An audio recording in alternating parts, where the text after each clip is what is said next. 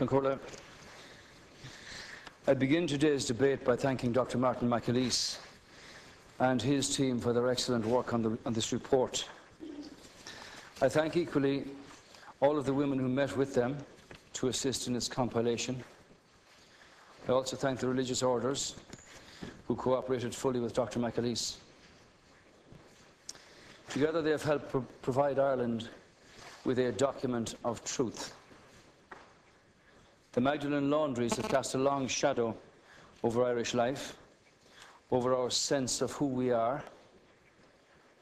It's just 2 weeks since we received this report, the first ever detailed report into the state's involvement in the Magdalene Laundries. It shines a bright and a necessary light on a dark chapter of Ireland's history. On coming to office, the government was determined to investigate the facts of the state's involvement. The government was adamant that these ageing and elderly women would get the compassion and the recognition for which they have fought for so long, deservedly so deeply, and had until now been so abjectly denied. The reality is that for 90 years, Ireland subjected these women and their experience to a profound and studied indifference. I was determined because of this, that this government, this Dáil, would take the necessary time not just to commission the report, but to actually study it, and having done so, to reflect on its findings.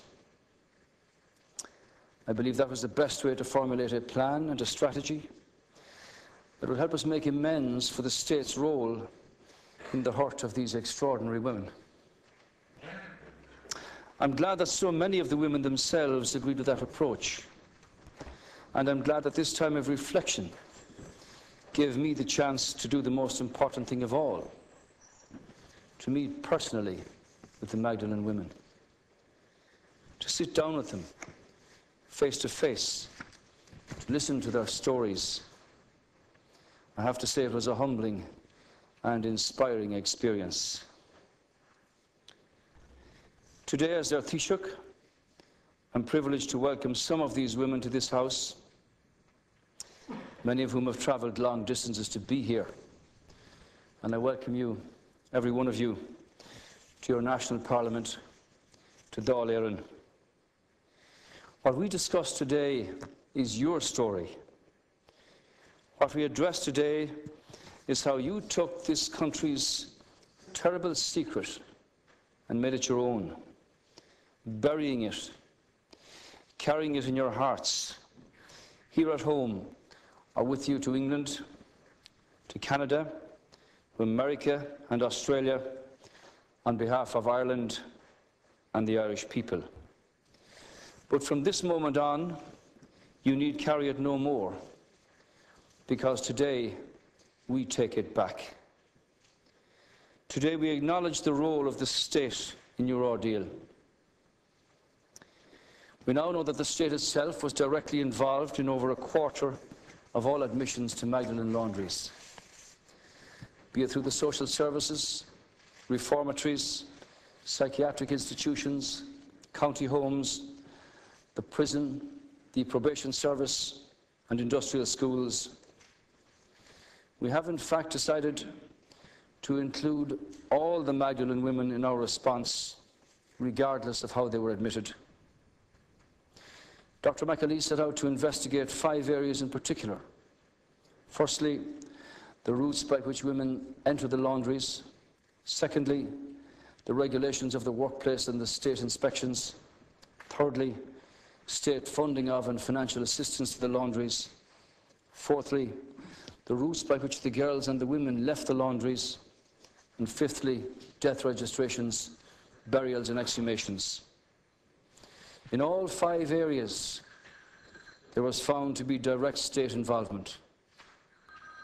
And as I read this report, and as I listened to these women, it struck me that for generations, Ireland had created a particular portrait of itself as a good living and God-fearing nation.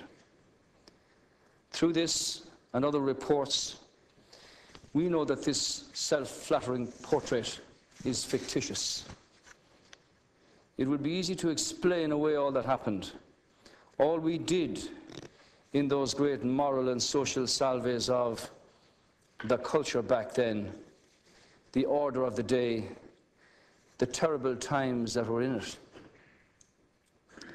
Yes, by any standards, it was a cruel, pitiless Ireland, distinctly lacking in a quality of mercy. That much is clear, both from the pages of the report and from the stories of the women that I met.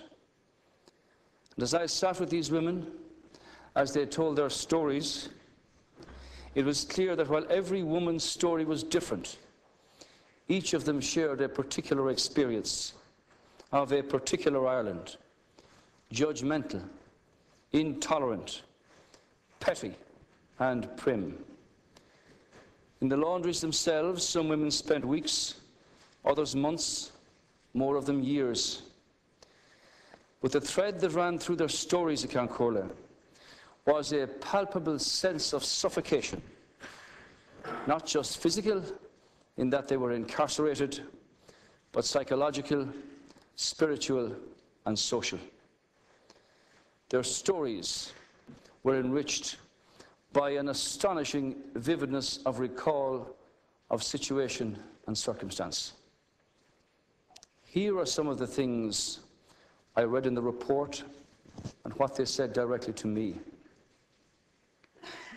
The work was so hard. The regime was cruel. I felt all alone. Nobody wanted me. They sent me because they thought I was going to a good school. I've seen those older people beside me. I used to cry myself to sleep. I was bold. I wasn't going to school. I was locked up. I thought I would never get out. We had to sew at night, even when we were sick. I heard a radio sometimes in the distance. We were not allowed to talk to each other. Your letters were checked. I was so short, I needed a stool to put washing in. The noise was desperate. I thought I would go mad from the silence. The heat was unbelievable. I broke a cup once and had to wear it hanging around my neck for 3 days. I always felt tired, always wet, always humiliated. My father came for me after 3 months, but I was too ashamed to go home. I never saw my mum again. She died while I was in there. The Magdalene women might have been told that they were washing away a wrong or a sin. We know now, and to our shame, they were only ever scrubbing away our nation's shadow. And today, just as the state accepts its direct involvement in the Magdalene Laundries, society too has its responsibility. I believe I speak for millions of Irish people all over the world when I say we put away these women because for too many years we put away our conscience.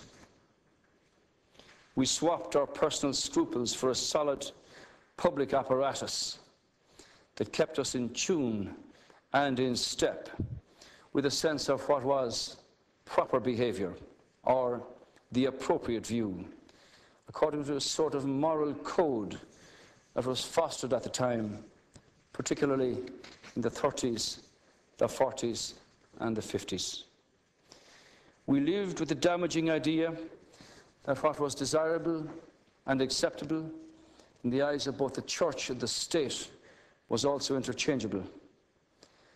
And in this is it this mindset then, this moral subservience, that gave us the the social mores, the required and the exclusive values of the time, that welcomed the compliant, the obedient, and the lucky us, and banished the more problematic, the spirited, or the unlucky them.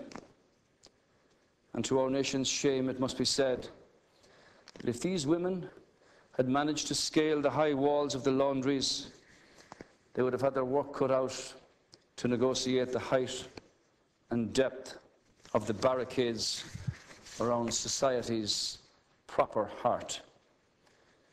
For we saw difference as something to be feared and hidden, rather to be embraced and celebrated. Were these our values at Cancorla? Because we can ask ourselves for a state, least of all a republic. What is the value of the tacit and unchallenged decree that saw society humiliate and degrade these girls and women? What is the value of the ignorance and the arrogance that saw us publicly call them penitents? Penitents for their crime of being poor or abused or just being plain lucky enough to be already the inmate of a reformatory, a psychiatric institution, or an industrial school. We can ask ourselves, as the families we were then, what was worthy, what was good about the great euphemism of putting away our daughters, our sisters, our aunties? Those values, those failures, those wrongs characterized Magdalene Ireland. Today we live in a very different country with a very different consciousness and a very different awareness. An Ireland where we have more compassion, more empathy, more insight, more heart. We do because at last we are learning those terrible lessons. We do because at last we're giving up our secrets. And we do because in naming and addressing the wrong, as is happening today, we're trying to make sure we quarantine such abject behaviour in our past and eradicate it from Ireland's present and from Ireland's future. In a society guided by the principles of compassion and social justice, there never would have been any need for institutions such as the Magdalene Laundries. The report shows that the perception that the Magdalene Laundries were reserved for what was offensively and judgmentally called fallen women is not based upon fact at all, but upon prejudice. The women are, and always were, wholly blameless. Therefore, Cancorla, I as Taoiseach, on behalf of this state, the government and our citizens, deeply regret and apologise unreservedly to all those women for the hurt that was done to them, for any stigma they suffered as a result of the time they spent in the Magdalene Laundry. I hope that the publication of the McAleese report and this apology makes some contribution to the healing process. But on reflecting on the report, I've come to the view that these women deserve more than this formal apology, important though it is. I also want to put in place a process by which we can determine how best to help and support the women in their remaining years. One of the many things I've learned during my recent meetings with the Magdalene women is that their circumstances and their current needs vary greatly from person to person.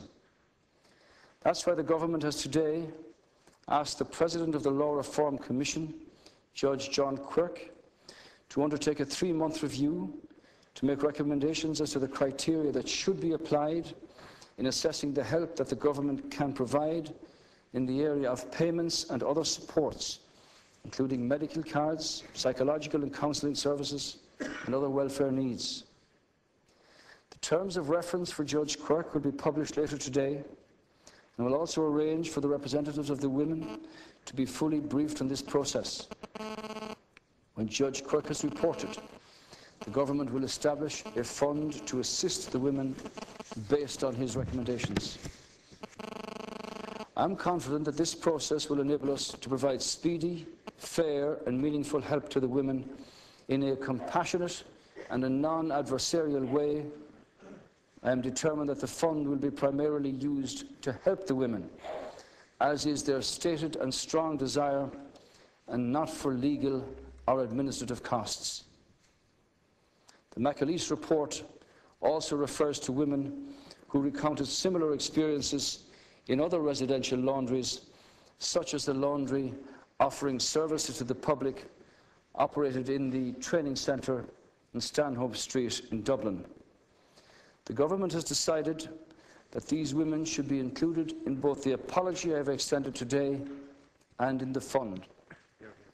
I'm also conscious that many of the women I met last week want to see a permanent memorial established to remind us all of this dark part of our history. I agree that this should be done. I would like to engage directly with the representatives of groups of as many of the women as possible to agree on the creation of an appropriate memorial to be financed by the government separately from the funds that are being set aside for direct assistance for the women. Let me conclude, Count Corla, by again speaking directly to the women whose experiences in the Magdalene Laundries have negatively affected their subsequent lives. As a society, for many years, we failed you. We forgot you, or if we thought of you at all, we did so in untrue and offensive stereotypes. This is a national shame, for which I say again, I'm deeply sorry and offer my full and heartfelt apologies. At the conclusion of my discussions with one group of the Magdalene women, one of those present sang Whispering Hope. A line from that song stays in my mind. When the dark midnight is over, watch for the breaking of day. Let me hope that this day and this debate, heralds a new dawn for all those who feared that the dark midnight might never end.